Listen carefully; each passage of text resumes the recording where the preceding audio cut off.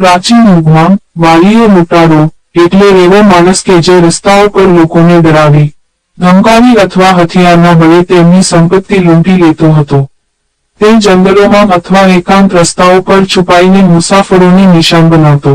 લોકો પાસે તે સમયમાં સુરક્ષા અને કાયદાની સગવડ ઓછી હોવાથી આવા લૂંટારાઓનો ખૂબ ભય રહેતો. પરંતુ સમય બદલાયો, સમાજ આધુનિક બન્યો અને લૂંટ કરવાની રીતો પણ બદલાઈ ગઈ.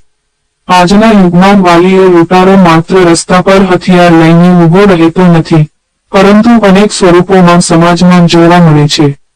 કેટલાક લોકો મીઠી વાતો, ખોટા વચનો અને લાલચ આપીને મનુષ્યને લૂંટે છે.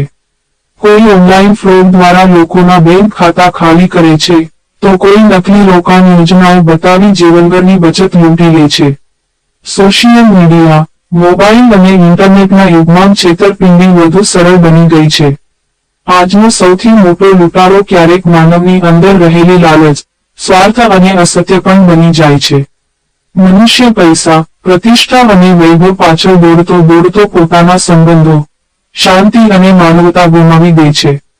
ઘણા વેપારીઓ નફા માટે ભેળસેળ કરે છે, કેટલાક નેતાઓ ખોટા વચનો આપે છે અને કેટલાક લોકો વિશ્વાસનો ગેરફાયદો ઉઠાવે છે.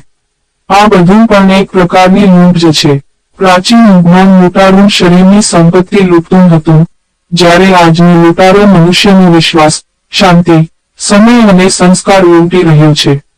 તેથી આજના સમયમાં જાગૃતિ, સાવચેતી અને સત્યનો માર્ગ અપનાવવો ખૂબ જરૂરી છે. સાચી સમજ અને સારા સંસ્કારો જ માણસને આવા આધુનિક લૂંટારાઓથી બચાવી શકે છે.